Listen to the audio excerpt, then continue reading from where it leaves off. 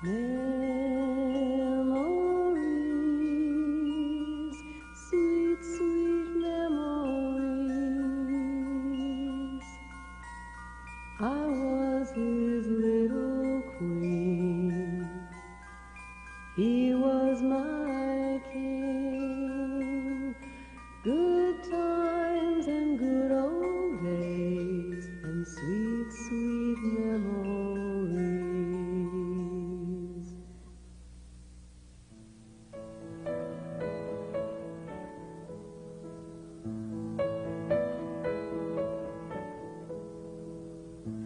My father met Elvis in February of 1956 when he was working as a disc jockey at KRLD radio station in Dallas. Elvis had come to the station to promote some of his records, and they made an acquaintance and visited for a few minutes. Daddy reacquainted himself with Elvis a few months later here in Waco, Texas, in October of 1956 when Elvis played a concert at the Heart of Texas Coliseum. After the show, my dad was just so excited. He had seen Elvis's performance. He couldn't believe how great he was. And he went backstage to meet him. And he said, "Do you remember me? I'm the disc jockey that worked in Dallas, and you came up to promote your records." And lo and behold, Elvis had remembered him. And so they visited for a little while. My father was always very generous to strangers, and especially being impressed with Elvis. And he said, you know, to him just kind of off the cuff, "Come visit me sometime in my home. I'd love to have you. My wife would cook for you. We'd love to have you in our family. You know, just next time you're around, come to town. We'd like to show you around." And it was just a standing offer. And after that, in 1958, when Elvis became stationed at Killeen, Texas, just a few miles from Waco, when he was in the Army, he did just that. He would come visit our family on the weekends and just show up unexpectedly. He would never call first. He would just drop in. And it was always very exciting for us. He would bring his friends, his entourage, his girlfriend at the time, Anita Wood, and they would just pull up in several cars in front of our home and pile in the house. And my mother, who, you know, would be running around in her robe and her house shoes or whatever, would suddenly run, go back and put a dress on and start cooking. And it was always very exciting. It was a lot of fun. There was never a dull moment at that time.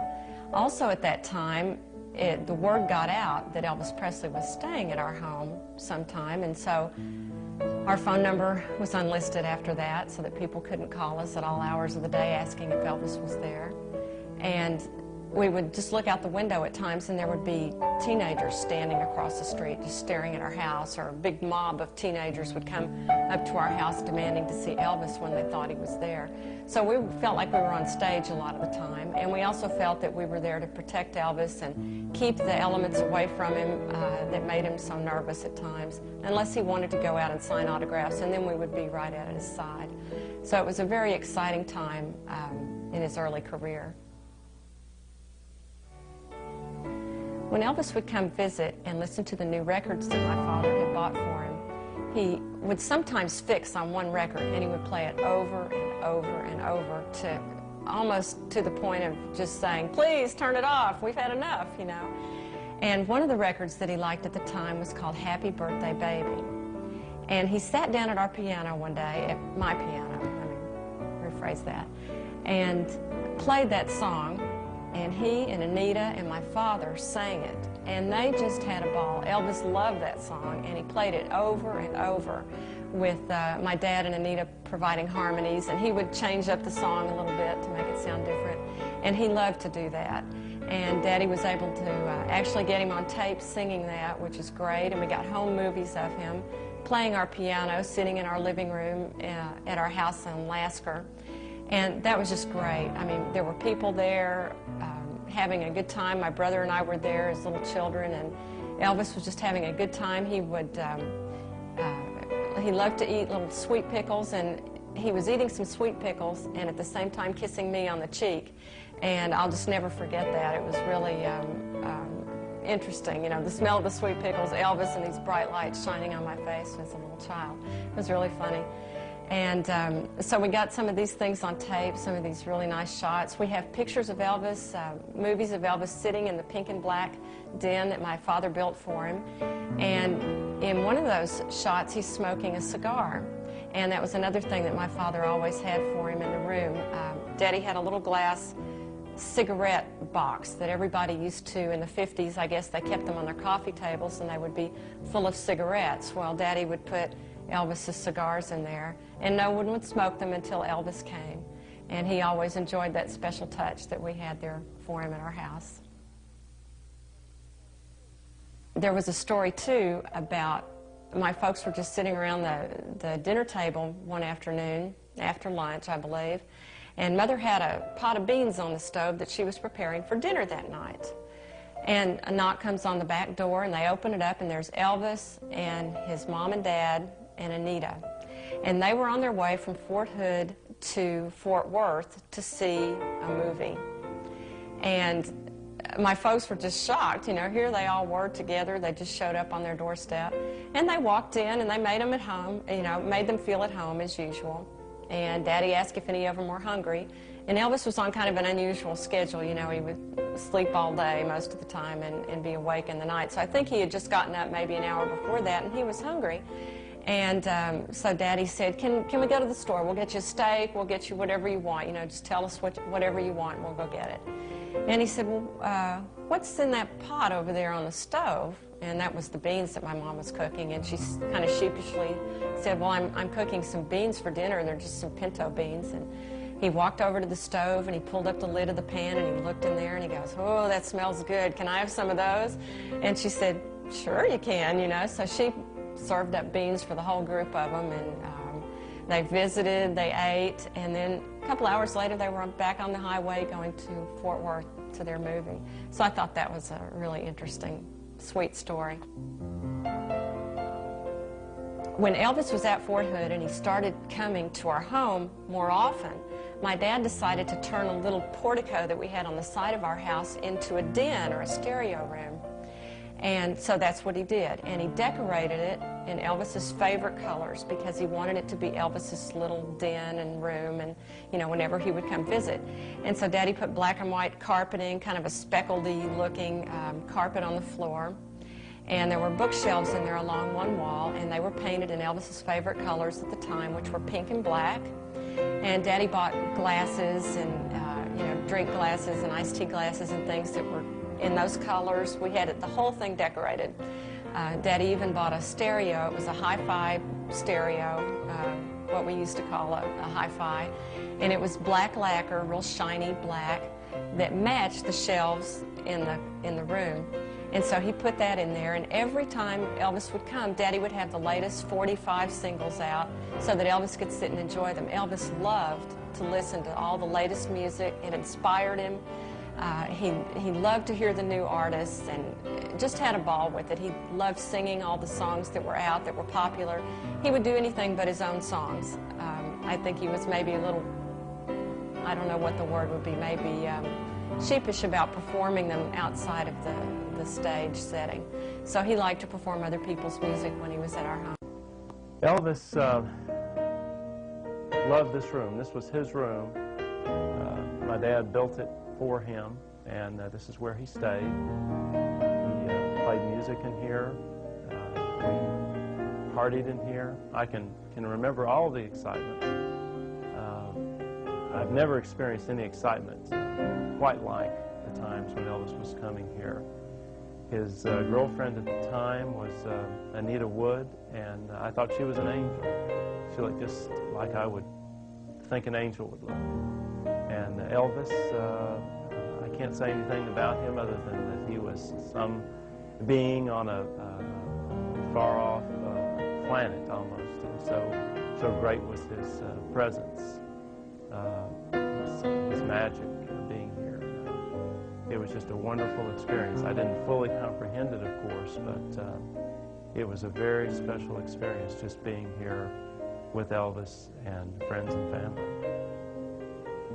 My father also bought a piano, which was actually my piano. It was bought for me. But after Elvis played it and Elvis touched it, it was really no longer my piano. After that, you know, I couldn't have the piano anymore. It became Elvis's piano. So I was a little mad about that. I do have it now, so I guess all's fair. That ends fair. When when Anita would come visit with Elvis, I was only 5 years old at the time, and she was so beautiful and so glamorous. She had the blonde hair.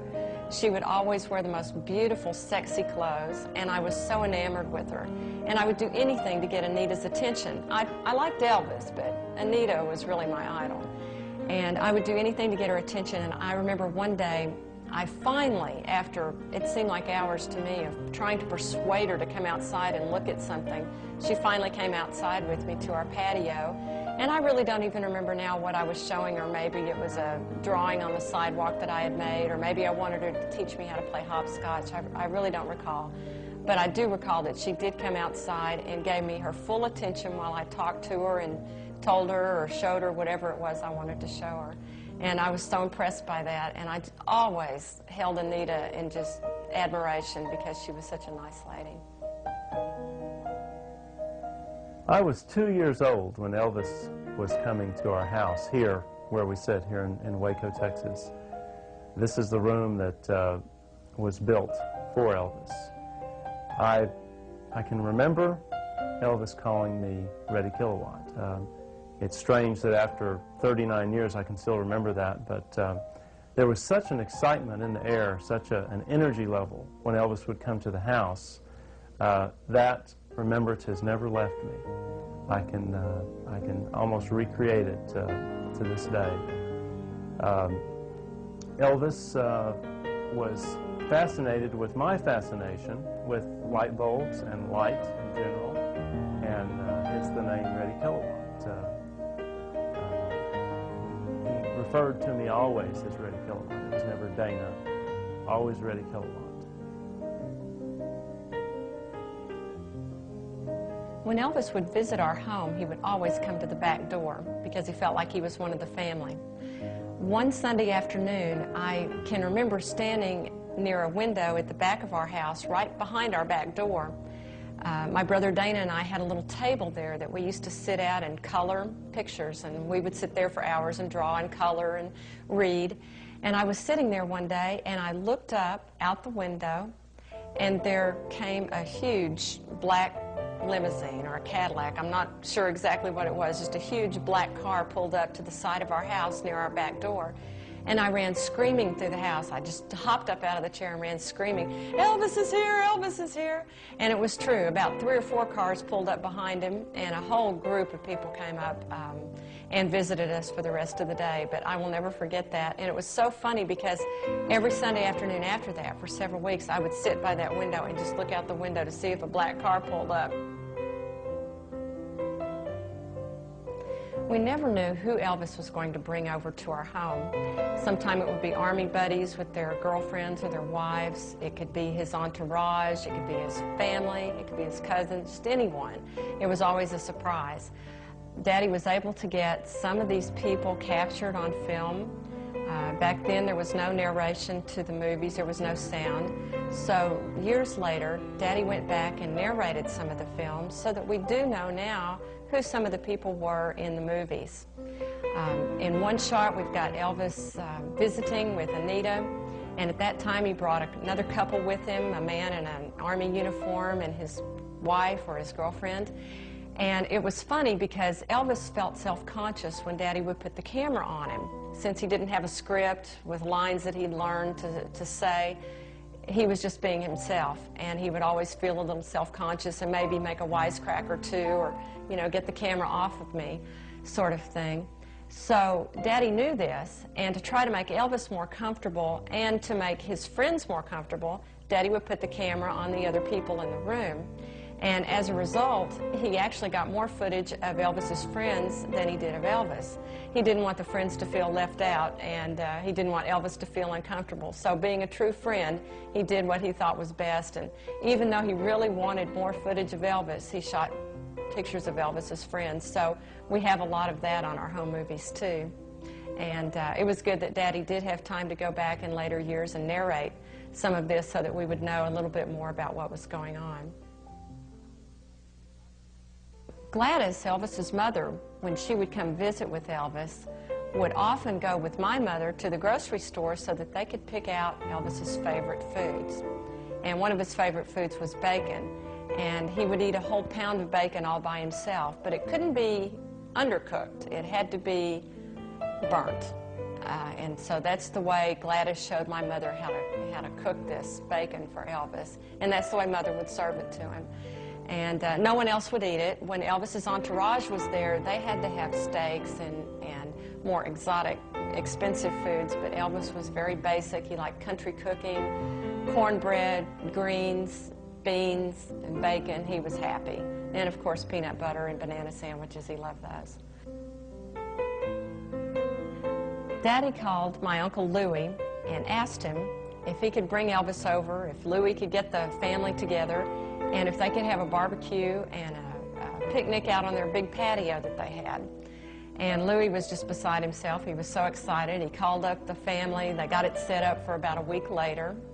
And I'll never forget that party. It was just wonderful. Everyone had such a good time. They had music playing out on the patio. I don't know how they did it. They must have brought their stereo outside.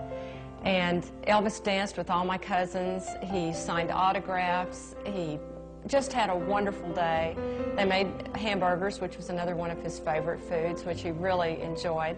And he just became a part of our family. Everyone enjoyed being there with him. And even as a child, I can remember what a wonderful atmosphere it was and how happy everybody was and what a good time Elvis had. And my father was happy, you know, that he could do that for Elvis. So it was just a great time and a great party, and it's one of those things I'll never forget.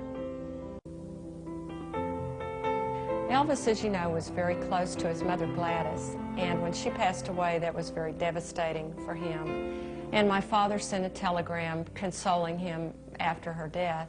And he also went to Graceland and spent about 6 weeks up there with Elvis at that time. When my grandmother passed away, my father's mother, Elvis had met her a few times at our house, and he always was very respectful towards her. And when she passed away, Elvis was devastated and very sad for my father because he had recently lost his mother. And he sent us a telegram to console us after her death, too. And I thought that was very sweet and very kind of Elvis to do that. Elvis liked Roy Orbison's music. And one time, Roy Orbison was coming very close to our town of Waco to perform in Temple, which is about 30 miles from here. And so my dad, knowing that Elvis thought Roy Orbison was really good, told my mom, we should go see this guy sing. It was in the very early days of Roy Orbison's career. So we loaded us all up and we went to Temple, and we saw Roy Orbison's concert that he did there, and he was, of course, wonderful. And after the show, my father went up to him and introduced himself and told him he knew Elvis Presley, and so they talked for a little while. And Roy Orbison said, well, you know, Eddie, I was just getting ready to go eat. Why don't you and your family join us? And Roy, I think, was with his cousin and his father at the time. And so all of us went over to the Golden Dragon, I think was the name of it. It was a real famous Chinese restaurant there in Temple. And we went and ate together with Roy Orbison, and they talked about Elvis and show business and all the new music coming out. And that was a really nice memory, too. This is Elvis's star cap that he's wearing in photos that we have of him. He's also sitting in front of it in one of our home movies because the picture of him wearing the hat is right behind him. He bought these hats. I think he bought a few of them for his friends and entourage, and he bought these in Dallas. And this was Elvis's own hat that he gave to my father to keep. This is a copy of Elvis's personal appearance contract. It's dated October the 12th, 1956. This is a contract for a performance that Elvis did at Waco's Heart of Texas Coliseum, and this is where my father met Elvis.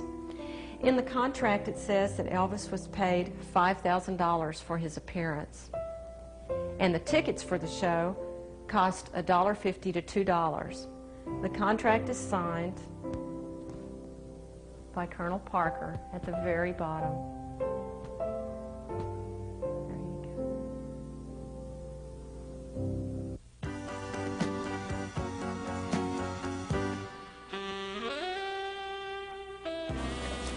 These are home movies made at our house on Lasker in 1956 after Elvis's concert here in Waco. There's my mother, and there I am. There's Elvis, of course. and my father.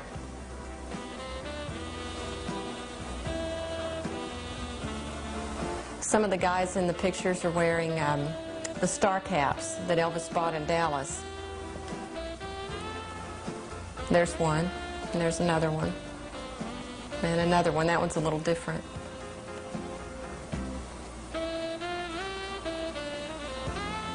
You can see Elvis's hair is longer. This was pre-Army days, so he was still performing with his long sideburns and long hair. My father handed me a ukulele and wanted me to act like Elvis, so that's what I'm trying to do here with the dance steps.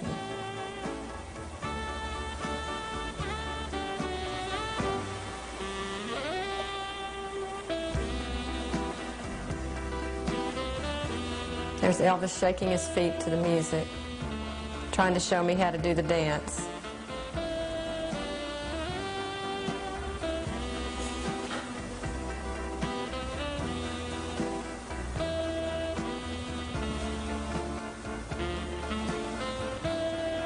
My mother wanted to take a picture of Elvis, and he gave her a grin that she didn't like, so she panned down to his feet and took a picture of his shoes instead. And that's what you just saw. He always called my mother Mrs. Fadal. She was never Linnell to him. This footage was made in 1958 when Elvis was stationed at Fort Hood. These are Elvis's friends that he brought along with him for the day. These are the people that Daddy took more footage of than Elvis because he wanted to make everybody comfortable. Elvis is eating sweet pickles and little sandwiches that my mom had put out for him. There's Anita Wood with him. She looks gorgeous as always.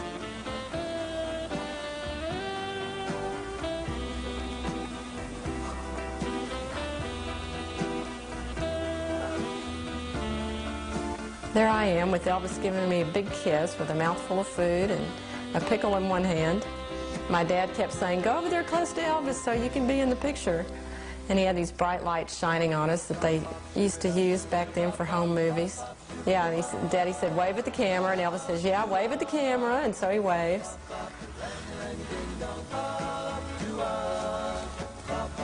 Elvis had cut his finger on maneuvers, I think, that day. So his finger's all bandaged up. He's feeling a little self-conscious with the camera on him, I think. There's my brother Dana, who Elvis called Ready Kilowatt because Dana likes to play with light bulbs. Every time Elvis would come over, Dana would be walking around with a light bulb in his hand. And he always thought that was funny because Ready Kilowatt would walk around, I think, with a lit light bulb in his hand because he was Mr. Electricity.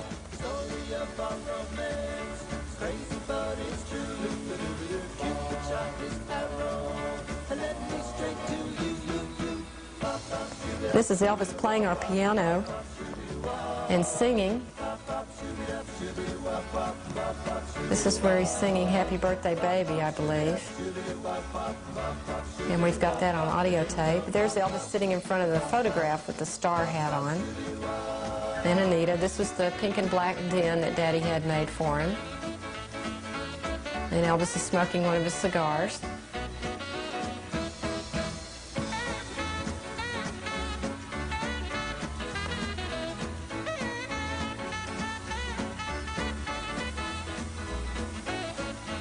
And he's talking about that photograph. And he signed that one for us, too.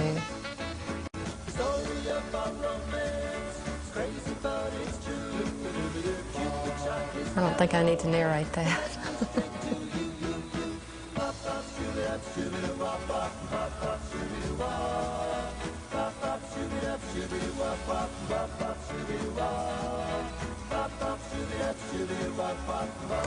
This is a cake that we had made to celebrate Elvis's birthday.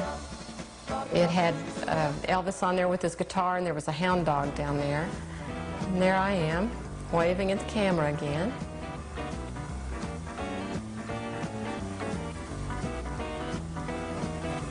This cake was so pretty, I'll never forget it. It had musical notes around the sides of it, and some of the lyrics to, or the names of some of Elvis's songs written on there.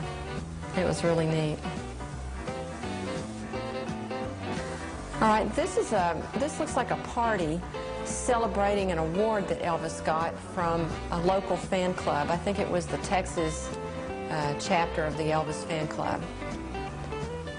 Elvis is here with a lot of friends and a lot of the fan club members. One of the ladies is here, pictured here is the president of the fan club. And they're eating hamburgers. Now, there's Elvis's hamburger, close up. He liked hamburgers. And there's the president of the fan club right there. There's Lamar Fike, who worked for Elvis.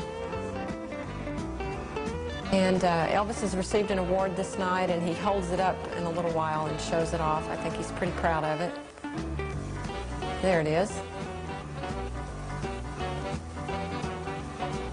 you go.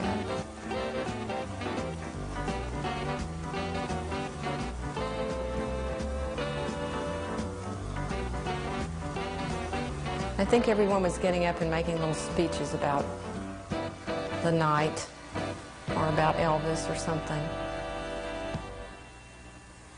And my dad's in here somewhere, but it's so dark it's hard to see everybody. And Elvis is cutting a cake. He gives everybody a piece of cake,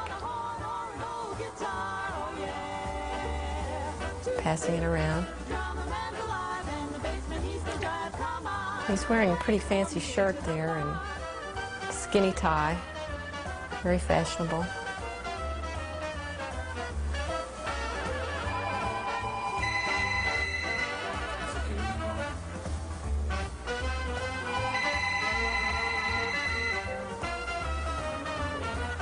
Peter must not be in there. I don't know a lot about this one, but we can play it and when I think of something.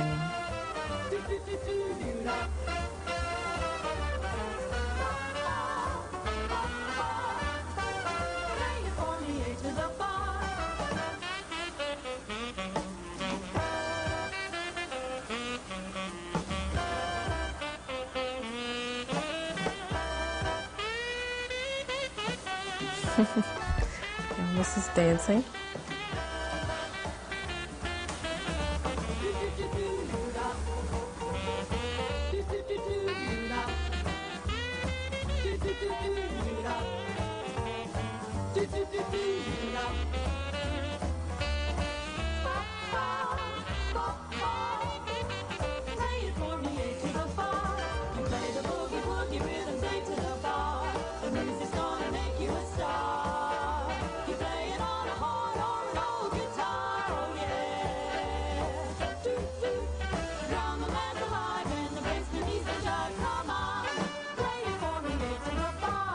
Here's Elvis dancing with the president of his fan club and giving her a big kiss. If you'll notice, she looks at the camera and they take a picture of them together.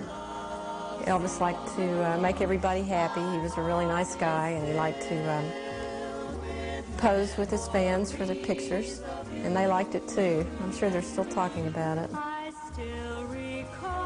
They all get a kiss and a photograph.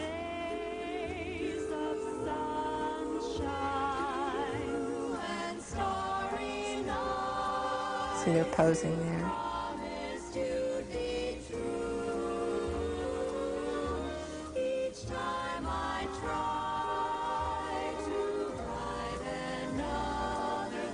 Does he have on white shoes?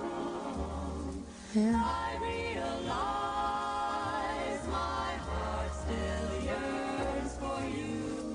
Now, these films were made when my father visited Graceland.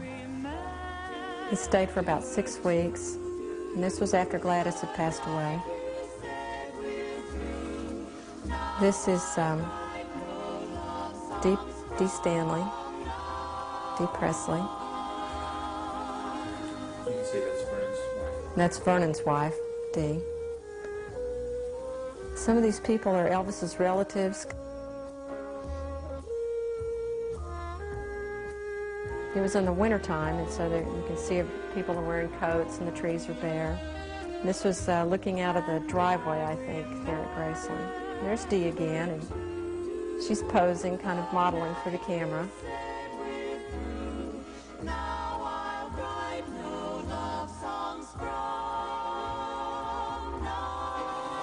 And here's Elvis. He had just gotten up, and I believe he was in a bit of a mood. He wasn't real happy, but he wanted to take a drive and look at the progress on this piece of land that he had donated for a youth recreation center.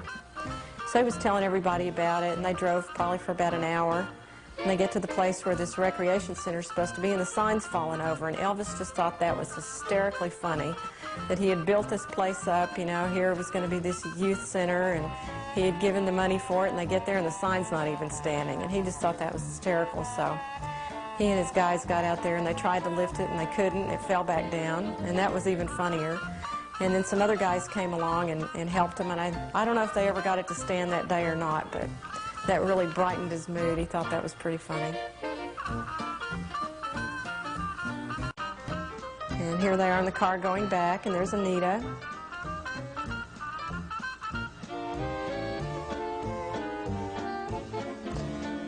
Just talking to everybody in the back seat with the camera rolling. And Elvis has got one of his cigars again. And there's my dad. They were playing around with the camera that day. Everybody would walk out of the house and wave so that they could be on the film.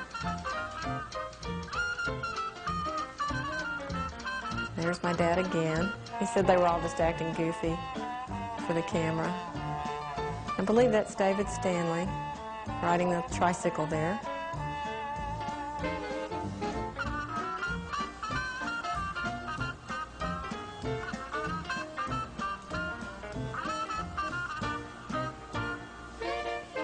This fellow worked for Elvis. I forget who he is, but if you can see, he's got a big EP.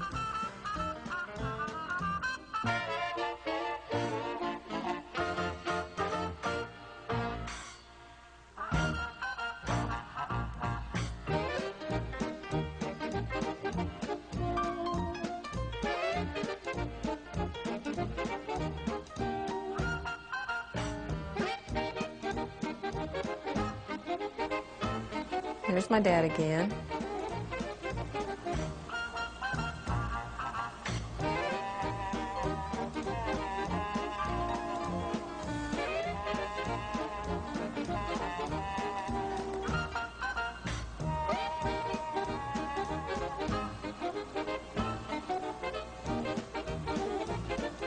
I'm going to hop into the convertible there.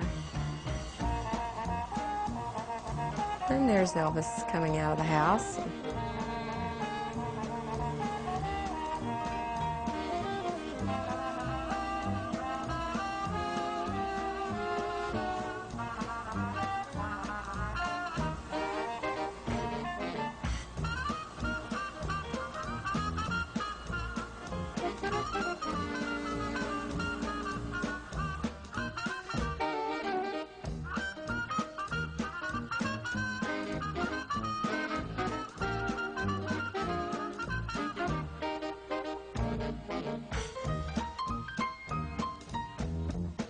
Here's some of Elvis's karate films.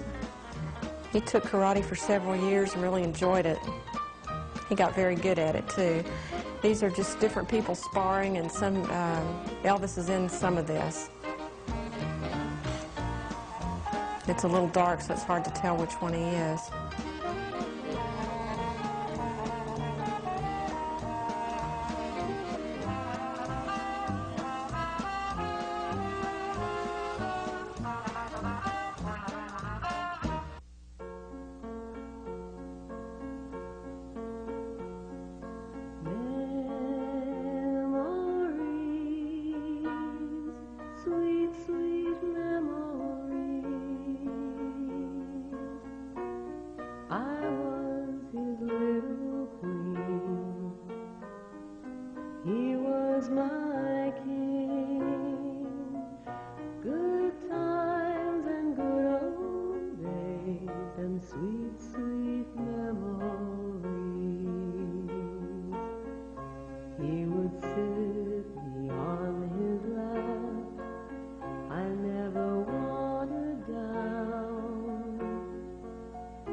Kiss my cheek, imagine that I was the envy of every girl in Waco Town.